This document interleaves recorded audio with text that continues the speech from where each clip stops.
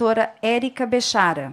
É advogada, mestre e doutora em Direito Ambiental pela PUC São Paulo, professora de Direito Ambiental da PUC São Paulo e do curso preparatório para a OAB Saraiva à Prova. Coordenadora assistente do curso de especialização em Direito Ambiental da COGEAI, PUC São Paulo. Diretora da Associação dos Professores de Direito Ambiental, APRODAB. Com a oportunidade, a doutora Érica Bechara.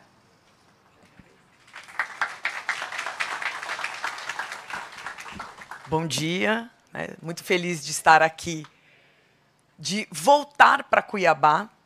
Eu já estive 2 vezes aqui, faz muito tempo. Desculpa te dar as costas. Então tá bom. Eu já estive 2 vezes aqui, acho que já faz mais de 10 anos, participando de um curso de especialização. E eu fui muito bem recebida aqui. Os alunos me levavam para passear, para conhecer os restaurantes bacanas da cidade, e sempre foram extremamente carinhosos. E quando eu recebi o convite para voltar para Cuiabá, e agora que os eventos voltaram a ser presenciais, ainda bem, né? Eu adoro evento presencial. Então, eu falei, uma oportunidade de voltar para um lugar que eu fui tão bem recebida. Então, eu agradeço muito o convite que me foi feito pelo Tribunal de Justiça de Mato Grosso. Obrigada, Vera, Graziella, Marluce, né, que outras pessoas, desculpa, não estou lembrando o nome de todo mundo, que nos apoiaram aqui nessa vinda para cá. Né? E para tratar de um tema que realmente está na ordem do dia. Né? A gente fala muito em ESG, ou ASG. E um aspecto curioso para mim é que quando a gente fala, acho que a gente que faz parte de cursos, a gente trabalha com ESG, a gente normalmente atua no campo privado. A gente fala das empresas, da atuação das organizações privadas. E esse é o 3º ou 4º evento que eu participo para falar de ESG no setor público. Então, o setor público está despertando para um aspecto que nasceu no campo privado, mas que é muito bem-vindo na esfera pública. E eu, quando vim para cá, comecei a dar uma olhadinha em algumas notícias relacionadas aqui ao tribunal, no campo ambiental, e vi, desembargadora, que realmente existe uma preocupação muito grande aqui de vocês, do CNJ, do Tribunal de Justiça do Mato Grosso, com a questão ambiental, social e de governança. E isso é um alento, porque isso inspira confiança nas instituições. Nós precisamos disso, nós precisamos confiar nas instituições públicas, na boa gestão, no combate à corrupção, no cuidado ambiental, na promoção da diversidade. No fundo, o poder público deve dar um bom exemplo. Então, parabéns pelas iniciativas que vocês estão desenvolvendo aqui. Para a gente também é uma satisfação muito grande ver que isso está, como a gente estava conversando, né, Vera? Podem ser passos curtos, mas que andem para frente, que sejam passos adiante. Bom, então, aqui, como eu tenho uma formação na área ambiental mais específica, embora eu trabalhe com o terceiro setor, trabalhe também com a questão social e de governança, eu vou falar do eixo E. Mas como eu estou abrindo aqui as palestras, eu vou falar um pouquinho sobre o conceito de ESG. E depois eu vou partir mais especificamente para o E ou o A, de ambiental. Então, qual é essa origem? Porque a gente fala de responsabilidade social, corporativa, empresarial, já há muito tempo. E essa siglinha ESG hoje, assim, como está todo mundo falando, está na boca de todo mundo, então a gente tenta desvendar o que é o ESG. Ele é obrigatório, não é obrigatório? O poder público tem que ser ESG, tem que ter essa filosofia ESG, isso é só para as empresas? Então vamos entender um pouquinho a origem e depois ver como se encaixa o poder público nesse conceito. Então a gente vai lá falar de capitalismo. Estou falando de origem. O capitalismo, muitos têm até às vezes um preconceito, quando a gente fala de capitalismo, fala até com raiva, porque tem essa ideia do capitalismo, de um modelo econômico de desenvolvimento voltado apenas à exploração de riqueza, geração de riquezas. O capitalismo está para o lucro, unicamente. Então, passa por cima de quem tiver que passar para chegar naquele objetivo dele, que é gerar lucro, dividendos, riquezas econômicas. Só que já se fala de uma outra vertente do capitalismo, que é o que alguns chamam de capitalismo consciente, outros falam capitalismo humanista, capitalismo ético, em que se pretende dar um novo componente para o capitalismo, para torná-lo um capitalismo promotor não só de riquezas, mas também de bem-estar social. Ele tem as ferramentas para isso. Com todo o crescimento, toda a geração de riquezas que ele produz, ele precisa usar essas riquezas para gerar bem-estar, para desenvolver o meio ambiente, ou para não degradar o meio ambiente, para promover inclusão socioeconômica, para combater desigualdades. Olha, tudo que está escrito aqui. O capitalismo consciente, ele quer, ou ele deve, perseguir todas essas premissas que estão nos caixotinhos, que eu gostei bastante. A gente já chegou, até tirou foto aqui, que a gente achou tão bacana a decoração, dos ODS, os Objetivos do Desenvolvimento Sustentável. E é o capitalismo que deve promover isso. Ele não tem que ficar à parte.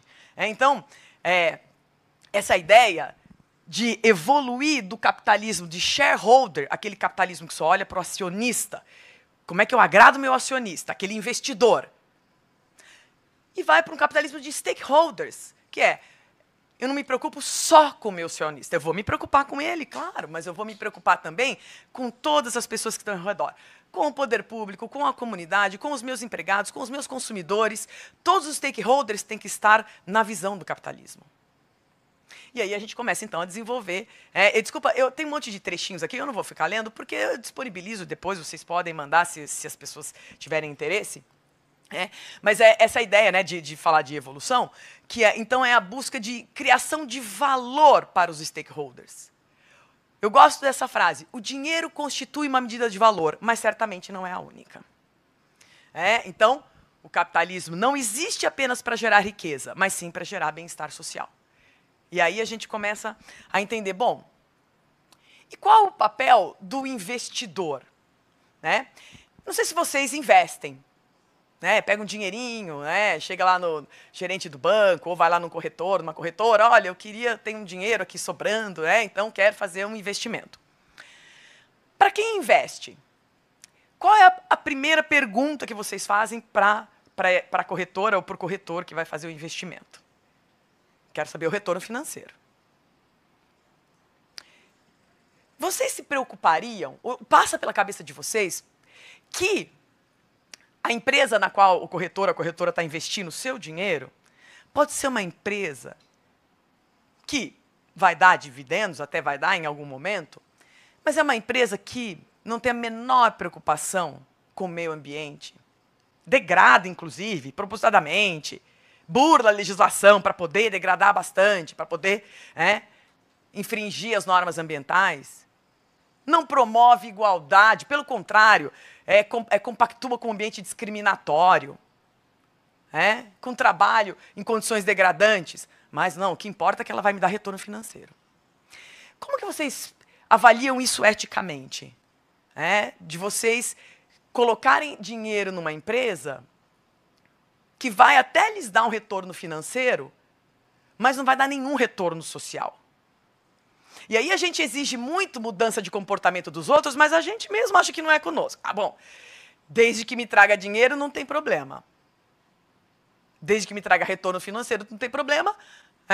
E o poder público que se vire para ir atrás das irregularidades cometidas por essa empresa. Eu vou lavar minhas mãos. Não. Na verdade, nós vivemos numa sociedade em que todos nós temos certas responsabilidades, pelo menos éticas, se não legais, pelo menos éticas. E aí a gente começa a falar do investimento consciente. O investidor, ele tem um papel muito grande para direcionar a atuação do mercado, porque ele coloca o dinheiro nas empresas éticas e nas não éticas. É ele que vai escolher onde ele quer colocar o dinheiro e qual tipo de empreendimento que ele vai ajudar a se desenvolver. Então, os investidores começam a mudar também de visão e, além de buscar o lucro, né, eles vão querer também achar as empresas que vão lhe dar o lucro, mas também que tenham um propósito. Empresas que vão aliar esse retorno financeiro para ele investidor, mas que vão gerar um impacto positivo na sociedade. E não vão gerar esse impacto negativo. Não estou falando só ambiental, estou falando em várias outras vertentes. Então, os investidores, eles têm a capacidade de mudar o próprio mercado. Essas empresas que têm propósito vão atrair mais investidores, mais consumidores, manter mais trabalhadores felizes em trabalhar, dedicados, envolvidos. E isso vai até permitir que o negócio fique mais forte e mais rentável. Então, é um relacionamento que vai fortalecer empresas, perenizar empresas e perenizar a lucratividade. Pois bem, e aí nós já estamos chegando então nesse conceito ESG. No começo dos anos 2000, o então secretário-geral da ONU, Kofi Annan, falou o seguinte para grandes CEOs de empresas, falou, vocês deveriam criar um modelo de sustentabilidade, do tripé da sustentabilidade, para atrair os investidores que querem investir nas empresas, nos segmentos que tenham essas preocupações sociais, ambientais, com governança. Vocês têm que desenvolvam um modelo para isso. E aí essas empresas se reuniram, muitas empresas se reuniram e criaram esse relatório, Who Cares Wins, que é meio considerado, digamos, um momento inicial dessa filosofia ESG, dessa visão ESG que começou com as empresas. E não é que começou só com as empresas. Começou com o propósito de trabalhar a questão do investimento. Hoje o ESG já tem uma outra pegada.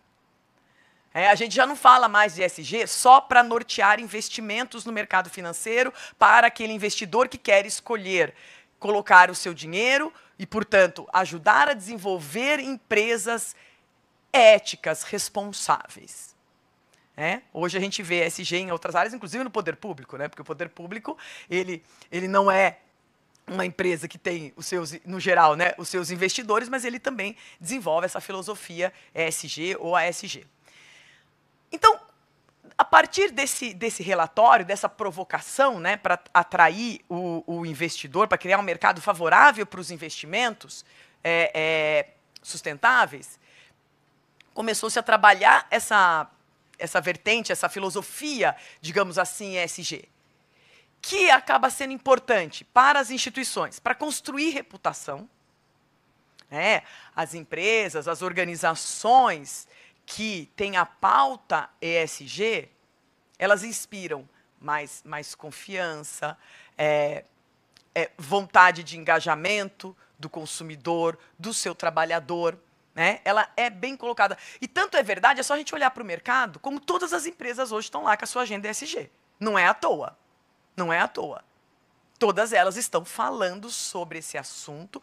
A gente estava comentando que a gente dá aula num curso, nós três, damos aulas no mesmo curso de ESG, de compliance, e a procura é enorme. As pessoas estão querendo cada vez mais conhecer ESG para utilizar, inclusive profissionalmente, esses conceitos. Importante para criar confiança, admiração, preferência do investidor e do consumidor, porque o consumidor ele também tem o seu papel, ele também faz as suas escolhas. O consumidor, quando ele se nega a consumir de uma empresa, por exemplo, que promove trabalho análogo ao de escravo, ele está mostrando para ela, não quero esse tipo de comportamento. Se você tiver esse comportamento, eu não compro os seus produtos. E como é que você se vira? Consumidor e investidor fazem a mesma coisa, tem o mesmo papel. Isso gera valor para o próprio acionista, porque essa empresa se torna mais perene, com mais condições de se desenvolver e de gerar dividendos para o acionista. E motivação dos funcionários, redução do turnover.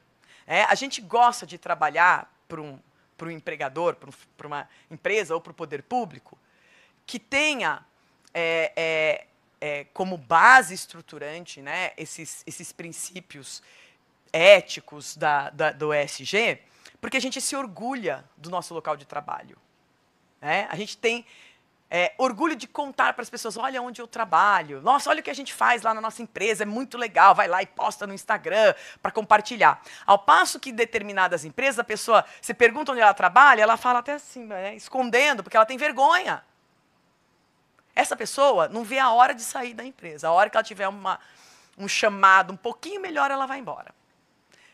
E isso gera um turnover, né? uma troca muito grande de funcionários, o que também é ruim para o próprio negócio. Então, as pessoas também, os próprios trabalhadores também valorizam essa filosofia ESG.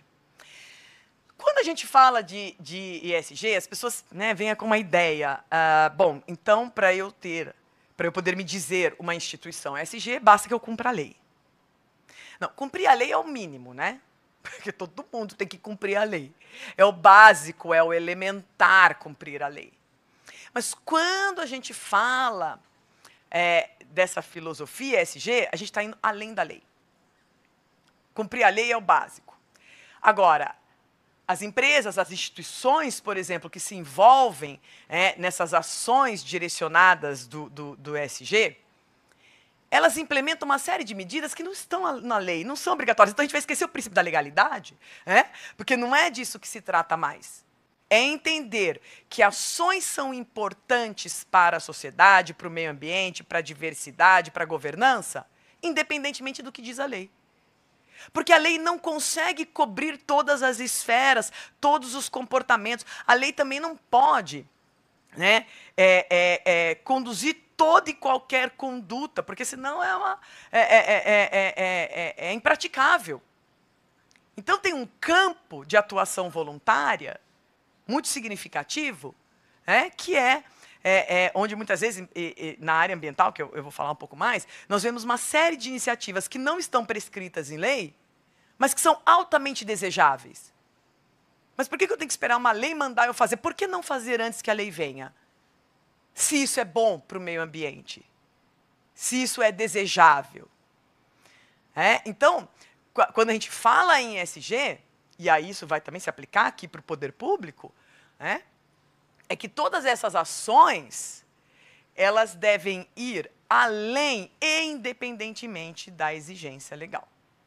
Cumprir a lei basicamente, cegamente, não te faz adotar a filosofia ESG.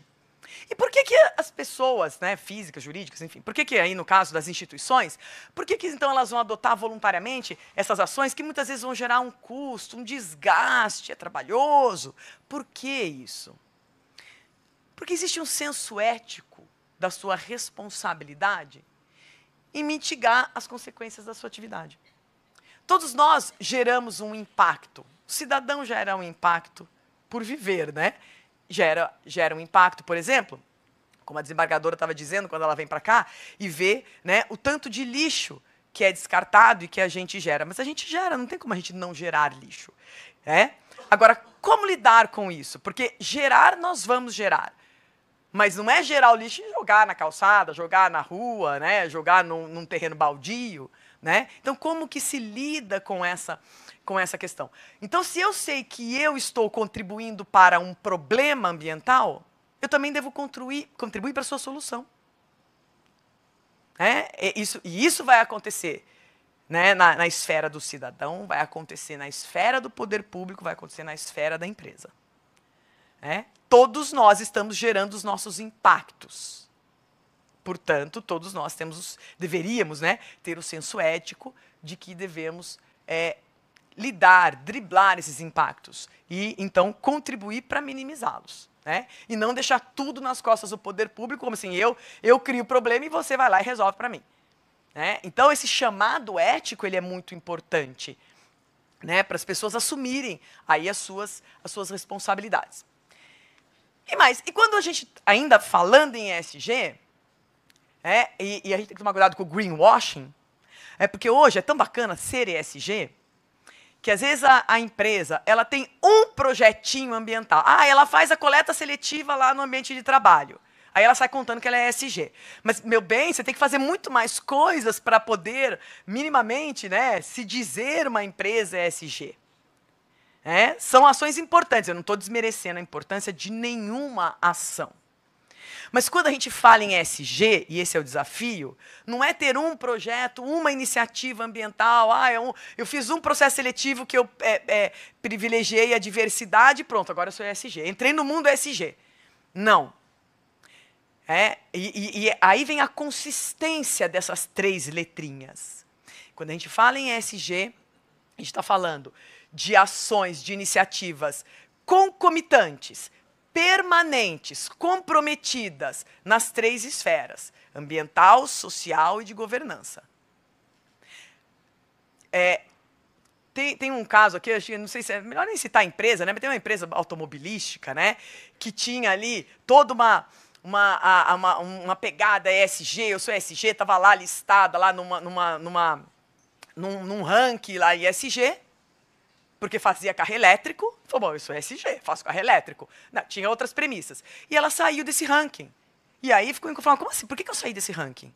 Falou, não, porque na verdade você tem muitas ações ambientais importantes, mas você tem um problema aqui de diversidade no ambiente de trabalho. Então não adianta nada você ter um discurso ambiental fabuloso e o ambiente de trabalho seu ser podre. Então você não é ESG. E quando a gente fala da permanência, da forma ampla, não é fazer uma ação para depois colocar no relatório social, depois publicar na internet e esquecer. Existe, e aí vem aquela frase que as pessoas acham até meio, elas não gostam, elas fazem piada com a frase, porque ficou muito batida, que é aquela frase, eu tenho ESG no meu DNA. Meu DNA é ESG.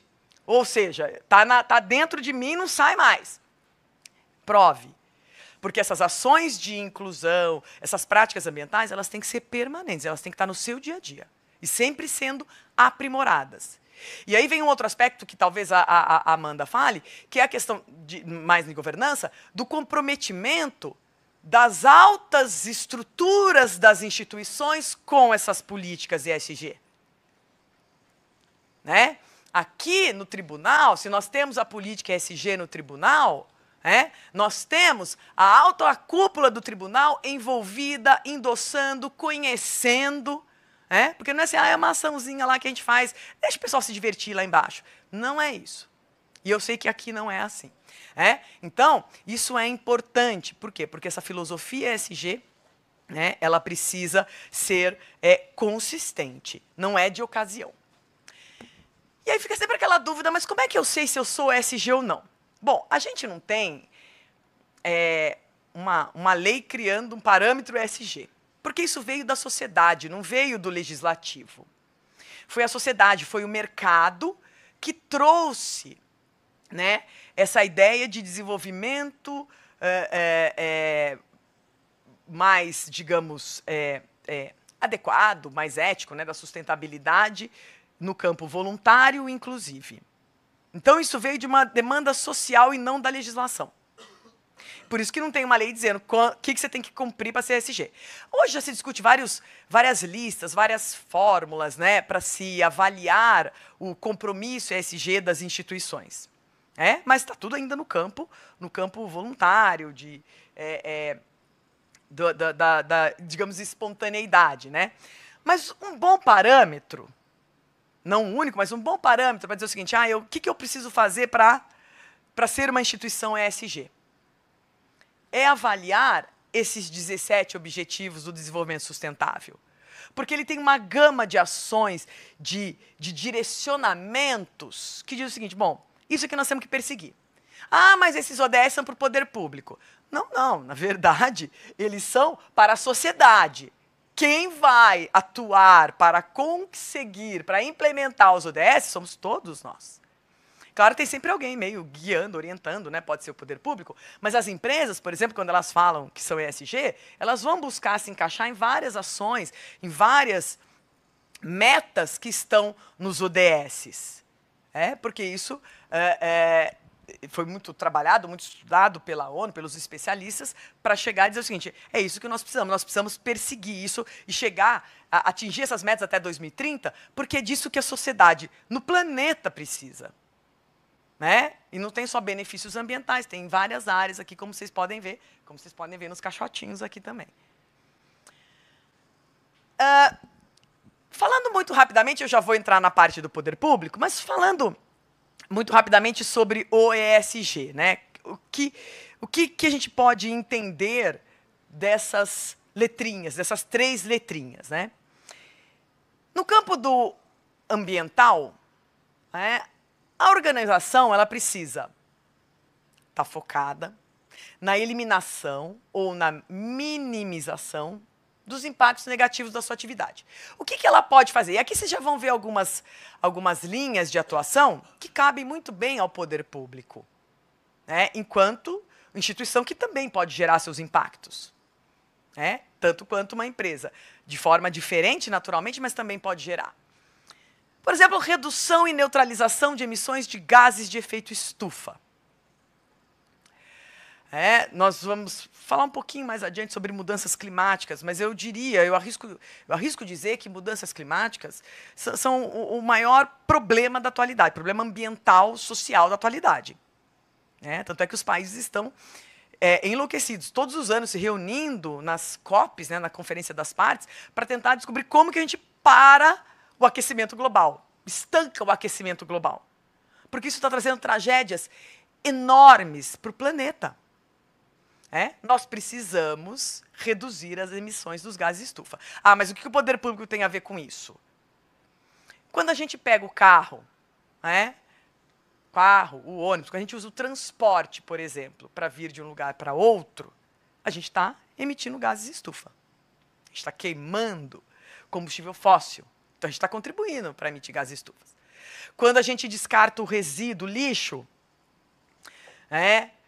no lixo comum, que vai parar, às vezes, no lixão a céu aberto, é proibido por lei, mas, enfim, a gente sabe que eles existem, ou vai parar no aterro sanitário, a gente está contribuindo para o efeito estufa. Então, e tem vários outros exemplos. Então, várias outras situações. Então, a gente, sim, contribui para o efeito estufa nas nossas atividades diárias. O poder público, o cidadão, as empresas. Então, a gente tem que ter um compromisso para reduzir as emissões. Processos produtivos com uso racional de água, inclusive água de reuso. As instituições públicas consomem água. Água nos sanitários, a água que as pessoas bebem. Então, nesse consumo de água, como que a gente pode contribuir para esse problema tão grave que é a escassez hídrica? Tem algumas empresas, por exemplo, que nas suas ações ESG, têm utilizado água de reuso nos sanitários. Porque pensa o seguinte, eu preciso de água potável para dar descarga? Eu preciso de água potável para aguar o jardim? Uma água que é um bem tão raro, porque a gente tem a dificuldade da captação, do tratamento, etc. E aí a gente usa para dar descarga, a gente usa para usos menos exigentes. Então, por que não implementar uma política de reuso? Pode isso estar como uma meta, ESG. Buscar eficiência energética, economia de energia. Como que a gente pode economizar energia? Isso vai desde fazer um diagnóstico de uso de energia no local, até ações para que as pessoas economizem energia. Por exemplo, é que aqui é muito calor, o ar-condicionado a gente tem que usar bastante, Mas, pelo menos, esquecer o ar ligado, Porque, às vezes, eu chego no meu escritório, na segunda-feira, passo numa sala, tem um ar ligado. A pessoa esqueceu no fim de semana o ar ligado. Mas não gastou tanto dinheiro. Não, mas não é essa a questão. Quanto que a gente gastou de energia, gerando um impacto ambiental por um simples esquecimento, ou a pessoa vai para uma reunião, vai voltar no dia seguinte, deixa o computador ligado, deixa as luzes acesas, sai para almoçar, deixa a luz acesa. É pouca coisa, sim, mas quando a gente faz uma campanha, por exemplo, no ambiente de trabalho, as pessoas começam a reduzir o uso de energia, buscar outras fontes de energia, né? Instalar painéis fotovoltaicos nos estabelecimentos para ter energia solar, né? Para demandar menos energia poluidora, etc. Trocar os veículos, né? Utilizar biocombustíveis, etanol nos veículos, que vão contribuir menos para o efeito estufa, para a poluição. No caso da agropecuária, usar tecnologias que estão disponíveis para reduzir desmatamento. Eu sei que isso é um tema sensível em algumas regiões, porque o agronegócio é muito importante para o país, naturalmente, mas o que se busca não é acabar com o agronegócio, naturalmente, mas, sim, como que a gente vai usar de tecnologia para que o setor se desenvolva sem ter que ampliar as áreas e sem ter que aumentar o desmatamento. Porque desmatamento, para quem não sabe, é um dos maiores fatores de emissão de gases de efeito estufa no Brasil. Mais do que combustível fóssil. Então, é uma questão para a gente tomar cuidado. Reduzir resíduos, implementar logística reversa, eu vou falar um pouquinho sobre isso daqui a pouco. Uso de energias alternativas. E avaliação da cadeia, isso é muito importante. Agora à tarde vocês vão ter a exposição da Luciana Stock, e ela vai falar sobre licitação sustentável. E esse é muito importante porque é uma forma também, né, das compras sustentáveis, da gente conseguir mapear toda a cadeia de fornecimento, né, da origem, do impacto ambiental de toda a cadeia. No aspecto social, eu não vou entrar em detalhes, porque, naturalmente, nós vamos ter 2 brilhantes palestrantes falando disso. É só para, né, continuar no contexto do ESG, mas nós vamos trabalhar com ações afirmativas no âmbito interno, com relação à contratação de pessoas, né, usar ações afirmativas em concursos públicos, por exemplo, igualdade de gênero, desenvolvimento profissional e mental da equipe, combate à discriminação negativa, né, porque tem uma discriminação positiva, mas negativa e assédio no ambiente de trabalho, respeito às leis trabalhistas, combate ao trabalho infantil, análogo ao de escravo, respeito ao consumidor, desenvolvimento da própria comunidade. No caso da governança, buscar ética e transparência na gestão, diversidade nos conselhos, prestação de contas, combate à corrupção, isso é muito importante, né, e lavagem de dinheiro, compliance, canal de denúncias, proteção de dados pessoais. Aqui, isso não se aplicaria ao poder público, né, mas às empresas, uma remuneração variável para os executivos, atrelados à meta ESG e tudo mais. Então, são atividades que devem ser todas abraçadas para aqueles, instituições públicas ou privadas, que queiram seguir aqui na filosofia ESG. Agora, vamos falar do poder público, né? Tudo isso é para a gente contextualizar o ESG, as origens do ESG, e ver agora por que o poder público está tomando, né, essa siglinha para as suas atividades. Isso é algo positivo, né? Porque o ESG, já não, como eu disse, já não é mais algo direcionado apenas ao investidor. Ele acabou sendo tomado como uma boa prática no campo ambiental, social e de governança, que todos devem adotar, ainda que não tenha nenhum investidor ali para fazer investimento, né? Então, quando a gente fala em poder público, o poder público, no geral, não está de olho no investidor. Tirando essas empresas, né, que têm ações na Bolsa, né, tipo uma Petrobras, o Banco do Brasil, as instituições públicas, como o tribunal, por exemplo, ele não tem investidor, mas tem parceiros, que também podem ter interesse, né, nas suas boas práticas antes de firmar parcerias, antes de dar apoio às suas iniciativas. Então, é saudável, é desejável que as instituições públicas adotem também as melhores práticas ambientais, sociais e de governança. Mesmo que não tenha o olhar para o investidor, enfim, que seja para o consumidor. É um padrão de atuação, em que o poder público reconhece que ele tem uma responsabilidade em estimular os seus funcionários, as pessoas do seu ambiente, não estou falando de instituições públicas, né, não do poder público como um todo, mas das instituições públicas, de promover esses eventos benéficos para a sociedade e evitar, no seu próprio ambiente, as ações que são atentatórias a esses valores. Se uma instituição pública contribui para emitir gases estufa, por que ela não teria obrigação de não emitir ou de se preocupar com essa emissão? Se num local como esse de trabalho, no fórum, né, no poder legislativo, enfim, em uma repartição pública, as pessoas que estão ali produzem resíduos, produzem lixo, por que o poder público não precisaria ter preocupação com o destino final desse resíduo? Por que isso teria que ser exigido da empresa, mas não do poder público? Se ele também desenvolve atividades de impacto, e ele ainda tem que dar exemplo, né? Ou espera-se que ele dê exemplo. Por quê? Porque, na verdade, a gente sempre olha para o poder público, né, como um guardião, né, um responsável por cuidar de nós de alguma maneira. Então, por que não ele também ter essas premissas?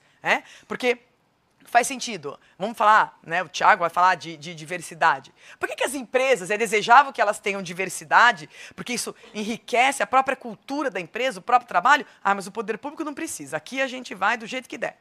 Não. Então, o poder público hoje fala em ESG porque entendeu que ele também tem essas responsabilidades. Ele também precisa se engajar nesses movimentos. Então, essa filosofia ESG, ela vai permear práticas internas. Por exemplo, adoção de iniciativas ambientalmente sustentáveis, realização de licitações sustentáveis, combate à corrupção dentro das instituições, pelo amor de Deus, isso é essencial.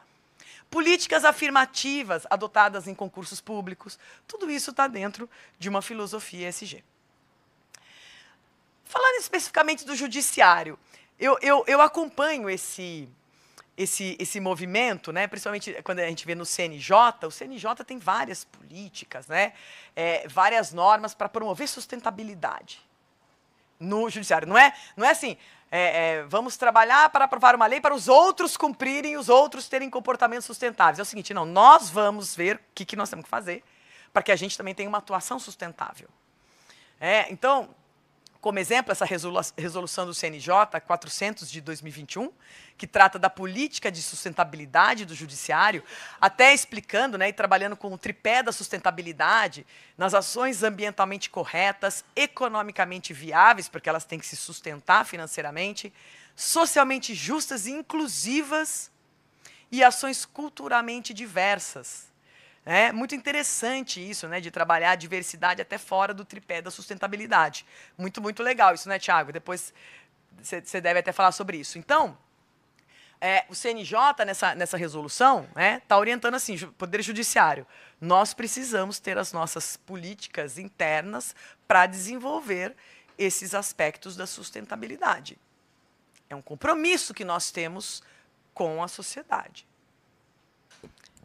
Nós não podemos ficar de fora disso. E aí vem depois o plano de logística sustentável do CNJ, né? Esse é uma recente, né, de 2021 para 2026. E aqui eu só copiei, nem eu estou enxergando, né? Imagino vocês. Mas aqui eu peguei ele fala do objetivo geral e dos específicos, e tem um sumário, né, que fala dos temas que o judiciário vai se preocupar, né? Então tá aqui papel, água, supressão de documentos, telefonema, energia elétrica, gestão de resíduos, né? Tem tudo, porque a sustentabilidade, como eu digo, não é só ambiental, então tem vários aspectos aqui envolvidos. E aqui, só para exemplificar, alguns indicadores que eles usam, né, que esse plano usa, para dizer o seguinte, olha, como que nós vamos chegar nessa meta? Nós vamos devagar. Em 2021 a meta é 2022, 2023, até 2026, ou seja, a gente tem que ir para frente. A gente tem que ir implementando novas soluções. Então, por exemplo, a questão de racionalização do consumo de energia elétrica, né, que eu falei que a energia elétrica contribui para o efeito estufa. Então, olha, de 2021 a 2026, começa com 0,5%, vai a 3%. Isso é uma meta que tem que ser cumprida. Né? E tem vários outros aspectos. Eu trouxe aqui só para exemplificar. E aí, uma notícia que eu peguei, essa eu confesso que eu pesquisei, eu fui atrás, né, para trazer algo da realidade de vocês, né, inclusive para poder parabenizar a iniciativa do TJ de Mato Grosso, com relação ao seu plano de logística sustentável, né? E aqui tudo bem, vocês também não precisam ler não, porque vocês já devem até ter lido em algum lugar, né? Mas só a matéria aqui. Judiciário investe em sustentabilidade, preserva o meio ambiente, economiza recursos a longo prazo. E aí vai falando das iniciativas aqui do TJ, né? Do que faz em termos de ações sustentáveis, né? Energia limpa, recursos hídricos, resíduos sólidos. Tem até feira de orgânicos, né? Para promover bem-estar, saúde, para promover uma agricultura sustentável. Então, são todas ações, muitas delas são iniciativas voluntárias. Ou, tudo bem, que foram direcionadas pelo CNJ, mas assim, não tem uma lei dizendo, olha, o judiciário tem que fazer isso, aquilo, mas vocês estão agindo de uma forma de assumir esses compromissos de sustentabilidade. Então, fica aqui até um elogio a essa iniciativa de vocês. Eu recebi o plano de gestão de resíduos, né? Não li profundamente, mas vi que tem realmente metas, projetos mesmo a serem implantados nessa área. Pois bem, o tempo corre aqui, né, gente? Anda rápido o tempo aqui, nossa senhora. Mas falando mais um pouquinho sobre o eixo, né, ambiental, eu trouxe 3 temas principais aqui. Porque, nossa, daria para ficar a tarde inteira, né, falando sobre meio ambiente, porque tem muita coisa para a gente desvendar, para a gente discorrer. Mas eu trouxe aqui algo que está muito próximo da realidade, que é mudanças climáticas, resíduos sólidos e educação ambiental. Então, vamos ver o que eu consigo falar nesses 6 minutos. Quando eu dei um alarme aqui sobre mudanças climáticas, né, não é porque sou alarmista, é que não sou negacionista, naturalmente, mas é que a gente se curva, né, o que os cientistas estão estudando há anos no mundo inteiro, sobre as catástrofes que estão vindo em decorrência das mudanças climáticas. E isso tudo por nossa culpa. Porque o planeta, naturalmente, ele vai aquecendo de forma paulatina, mas as ações humanas, isso já está provado. As ações humanas foram responsáveis pelo aumento de 1,1 graus centígrados na temperatura do planeta. Sei lá, é só 1 grau, né, gente? O que tem a ver um grauzinho a mais, né? Ao invés de 36 graus, 37 graus aqui em Cuiabá, né? 1 grau. Não é isso, não é isso. Né? Por favor, quando a gente fala em aquecimento global, não é porque o verão vai ficar um pouquinho mais quente. Nós estamos falando de uma mudança climática, de regime de chuvas, de florestas, de habitat de animais, de eventos climáticos extremos. Nós estamos falando de muita coisa. Vocês estão vendo o que está acontecendo no Havaí agora, com a queimada que já matou mais de uma centena de pessoas. Na época de seca, as queimadas ocorrem mais mesmo. Só que por conta das mudanças climáticas, dos eventos climáticos extremos, esses eventos têm vindo com tanta força que a gente não consegue nem controlar e nem lidar com eles. Quando a gente chegou aqui e falaram, vocês estão vendo que está tendo queimada? A gente não viu, né? A gente ficava assim, mas está tendo? Não sei, a gente estava tentando ver. Eu acho que talvez vocês lidem com isso mais regularmente. Mas, se os eventos climáticos extremos vierem com muita força, vocês não vão conseguir, talvez, reverter a situação. Esse que é o grande drama, né, dos eventos climáticos extremos. Os deslizamentos de terra em épocas de chuvas, que talvez isso não aconteça tanto aqui, mas lá, lá na região de São Paulo, chove demais, né, um índice pluviométrico altíssimo por um determinado período de tempo, ocupações irregulares, desmatamento, pronto, a gente tem um bolo perfeito para gerar deslizamentos de terra, mortes de pessoas, desalojamento, uma tragédia. E, bom, como os países estão se reunindo todos os anos para discutir a questão das mudanças climáticas, como fazer, porque estão todos preocupados, estão todos assustadíssimos com os efeitos das mudanças climáticas. Tanto é que dezenas de países se reúnem todos os anos para ver o que fazer. Mas o que se conclui é o seguinte: as emissões de gases estufa precisam ser reduzidas vertiginosamente, porque nós temos que limitar o aquecimento global a 1,5 grau. Se a gente ultrapassar 1,5 grau, vai ficar pior do que está.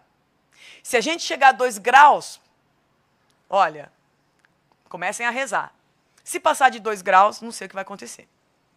Então, a gente precisa reverter essa situação. Né? E o Brasil? Qual é o papel do Brasil? O Brasil não é o maior emissor histórico. O Brasil se desenvolveu industrialmente, inclusive, depois dos países do hemisfério norte. Então, a gente não é o maior emissor histórico. Só que hoje, 2023, o Brasil está em 7º lugar entre os maiores emissores de gases de estufa. Olha a nossa responsabilidade, gente. Nós estamos aqui dando uma contribuição muito relevante para isso. E qual é o setor que vocês acham que mais contribui no Brasil? Eu já falei, vamos ver se vocês lembram. Olha esse quadro aqui do SEG, do Observatório do Clima, feito a partir de cálculos super bem estruturados, etc. Olha o setor que mais contribui. Mudança de uso da terra e floresta. Desmatamento. É o setor no Brasil que mais contribui. Mais que energia, processos industriais, que são os maiores emissores nos outros países. Então, assim, é um direcionamento que a gente tem que dar. E buscar uma economia de baixo carbono, que envolve, em muitas ações, o poder público também. O poder público também deve se engajar nessa economia de baixo carbono.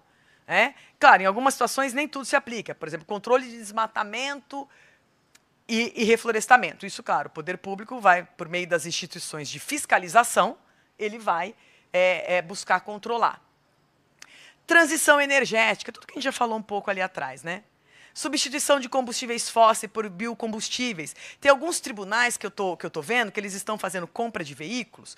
Eu não sei se tem aqui no TJ de Mato Grosso. Quando eles vão fazer a licitação, eles estabelecem, né, a compra de veículos híbridos, às vezes elétricos, né, que é uma tentativa de minimizar o impacto dos veículos movidos a gasolina. Neutralização das emissões dos gases estufa. No caso da agropecuária, recuperar pastagens para evitar a abertura de novas áreas. Aproveitamento de biogás de aterros sanitários para geração de energia. Reutilização e reciclagem para reduzir consumo e mercado de carbono. Então, aqui muitas iniciativas o próprio poder público pode desenvolver para a gente tentar cumprir as metas do Acordo de Paris, que foi celebrado em 2015, que é hoje talvez o acordo mais importante na área de mudanças climáticas, e que diz, países, nós temos que nos esforçar para limitar o aumento da temperatura a 1,5 graus. Não sei o que vocês vão fazer, aliás, vocês vão fazer muita coisa. Tem muita coisa para vocês fazerem, vocês precisam fazer. Tá? O Brasil assumiu algumas metas nesse acordo, né? Segundo o Brasil, em 2030, ele vai emitir 50% menos de gás de estufa com relação aos níveis de 2005, mas eu não sei como ele vai cumprir essa meta, porque o Brasil está aumentando as emissões. Eu estou bem curiosa para saber como daqui 7 anos a gente vai chegar emitindo 50% menos. Não menos de hoje, menos do que a gente emitia em 2005. Com relação a... me dá 2 minutos? Por que eu peço mais 2 minutos? Com relação à gestão de resíduos, a gente sabe que os resíduos... Assim, a gente vive numa sociedade altamente consumista, a gente consome mais, descarta mais, ainda a gente tem que lidar com a obsolescência programada, né, de alguns produtos que são feitos para não durar. Você pega um celular, ele funcionava tão bem.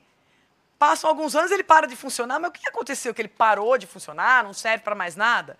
Isso se chama obsolescência programada. Fico pensando se uma empresa que produz esse tipo de produto, se ela pode dizer que ela é ESG.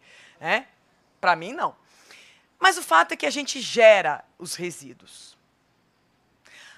A Lei da Política Nacional de Resíduos Sólidos, ela cria uma ordem de prioridade para a gestão de resíduos e ela deixa bem claro que a primeira linha de atuação deve ser a não geração. Quanto menos gerar, melhor. Bom, mas a gente nem sempre consegue não gerar o resíduo. O próprio mercado não ajuda. Tudo que a gente compra, né, é para durar pouco, é para descartar, enfim. Então, ela trabalha com outras ações, como redução, reutilização, reciclagem. Apenas quando não der para devolver o resíduo para o mercado, né, digamos, na economia circular, é que aí a gente vai falar de tratamento ou disposição final em aterro sanitário, por exemplo. Mas o ideal é a gente, né, ter um esforço para reutilizar e reciclar. Porque assim, a gente diminui a pressão sobre os recursos naturais, reduz o problema da disposição final do resíduo. Vejam, tem um dado da Abrelp aqui que em 2022, 39% dos resíduos sólidos urbanos, 30 milhões de toneladas, a bagatela de 30 milhões de toneladas, foram dispostos de forma indevida em aterro controlado e lixão a céu aberto. 30 milhões de toneladas de resíduos dispostos de forma absolutamente indevida. A gente não pode lidar com esse tipo de dado, gente. E o setor de resíduos, ainda por cima, esses resíduos que vão, né, se deteriorando nos lixões, nos aterros, eles ainda contribuem para o efeito estufa, para as mudanças climáticas. Ou seja, um sério problema para a gente resolver. Uma das formas é por meio da logística reversa, que eu vou tentar, resumidamente, colocar em outras palavras, que não é a definição da lei, mas consiste a logística reversa na devolução do resíduo pelo consumidor final para o fabricante, vai passando por algumas cadeias, mas devolver para o fabricante para ele dar uma destinação final adequada, que possivelmente, desejavelmente, será a reutilização ou a reciclagem. Antigamente, a empresa colocava o produto no mercado, falava, ufa, acabou. Minha responsabilidade acabou. Só se tiver algum vício do produto, uma responsabilidade perante o consumidor. Agora não. A empresa vende uma pilha para a gente usa no controle remoto, a pilha. Quando a pilha, né, já não servir mais, a gente vai devolver a pilha para que ele dê uma destinação final para a pilha. Não é mais o poder público que vai pegar a pilha e colocar no lixão. A pilha vai se deteriorar, vai liberar cádmio, chumbo e outras substâncias químicas. Contaminar o solo, o lençol freático, não. É o próprio fabricante que vai ter que recolher esse produto e dar uma destinação adequada. Pois bem, falei muito resumidamente, né? O importante, aí eu vou chamar a atenção para o poder público, né, para as instituições públicas, é que essa logística reversa, ela é fabulosa, mas ela depende de atuação de vários atores, em conjunto. Se um não atuar, logística reversa desanda. O fabricante, ele vai dar a destinação final, ele ou o importador. Pois bem, mas como é que ele vai coletar o resíduo? Vocês acham que a Evered vai lá na casa de vocês e fala, escuta, tem alguma pilhinha para mim? Que eu quero dar uma destinação final? Ela não vai fazer isso. Quem vai fazer a pilha chegar na Evered? Nem sei se é o nome da empresa mesmo, Evered, eu falei. Nem sei se esse é o nome. Quem vai fazer a pilha, Duracell, né? Quem vai fazer a pilha chegar lá? É o consumidor. Nós, na nossa casa e aqui. E aqui, como que o tribunal, por exemplo, pode ajudar o consumidor a devolver a pilha para o fabricante? Fazem alguma coisa, de repente, ó, aqui nós temos um posto de entrega voluntária, você traz a pilha da sua casa e põe aqui, porque a gente vai ajudar a sua vida. Bom, na minha casa, eu tenho um repositório, eu coloco as pilhas lá e eu levo no supermercado, quando tem bastante, eu levo no supermercado, porque lá tem uma coleta. Mas às vezes eu chego para os meus alunos e pergunto quem faz isso em casa, eles não levantam a mão. Eu falo, gente, onde estão indo as pilhas de vocês? Eu estou dando um exemplo da pilha, medicamento vencido, qualquer outra coisa. Onde vocês estão jogando? Que ninguém levanta a mão se eu pergunto se devolveu a pilha para algum lugar. Então, Érica, assim, a gente... posso claro, dar um exemplo? Por favor. Eu trabalho na Otis Elevadores, que é uma fábrica de elevadores, escadas e esteiras rolantes. E aqueles equipamentos que são de aço inox, os funcionários que trouxerem resíduos, sucatas, itens estratégicos, acabamento, né? Acabamento do aço inox, para a fábrica atinge uma pontuação, que no final ele alcança prêmios, dia de folga e tudo mais. E esses resíduos de aço inox são feitos instrumentos musicais e doados, ou então desenvolvidos com uma ONG parceira, que é lá de São Paulo. e que atua e treina, capacita crianças em instrumentos, tambor, instrumentos, eu não sei os nomes técnicos dos instrumentos, mas que são feitos com restos ou então retalhos de aço inox. Eu estou vendo tanta vantagem nisso. Primeiro, que o resíduo, ao invés de ir para um aterro, vai parar num outro bem de consumo. Um bem de consumo que vai atender a um projeto social. Né? Então, assim, olha que coisa fantástica. Então, a gente está trabalhando, não é bem a logística, nesse caso talvez não seja, não sei se a gente poderia chamar de logística reversa, nesse caso, né, no setor obrigatório, mas porque ele está dando destinação final para um adequada, né? E super adequada, inclusive. Né? Então, vejam que interessante, como as empresas podem usar de criatividade, e aí fica um desafio também para vocês, para utilizar aqui a logística reversa. Aqui, vou passar rápido, tá, gente? Aqui são os setores que são obrigados ao sistema de logística reversa, porque a logística reversa, para as empresas, para os fabricantes, importadores, ela é obrigatória por lei. Para os consumidores, o interessante é que a lei também cria uma obrigação. Eu só não sei como que ela vai fiscalizar se o consumidor devolveu ou não o resíduo, né, no posto de entrega voluntária. Mas aí aqui a gente vai ter que ver a importância da educação ambiental. Se vocês quiserem saber mais sobre os sistemas de logística reversa já implantados no site do CINIR, tem todos esses setores, tá, que já tem logística reversa, com obrigação do fabricante, do comerciante de receber os resíduos e fazer a destinação final. E aqui a gente tem que buscar algumas medidas para operacionalizar a logística reversa, inclusive pensar num procedimento de compra dos produtos, embalagens usadas. Tem algumas empresas que, para estimular o consumidor a devolver a embalagem, por exemplo, eles dão alguns brindes. Olha, se você devolver não sei quantas embalagens, você vai ganhar, sei lá, uma indústria de cosmético, você vai ganhar um protetor labial, você vai ganhar um creminho de mãos, né? Que é para fazer o consumidor resolver devolver, né? Ter o trabalho imenso, né, de levar de volta o resíduo. Eu vou já encerrar, porque, enfim, eu não quero também ultrapassar demais, né, abusar da paciência de vocês e entrar na palestra dos colegas, né?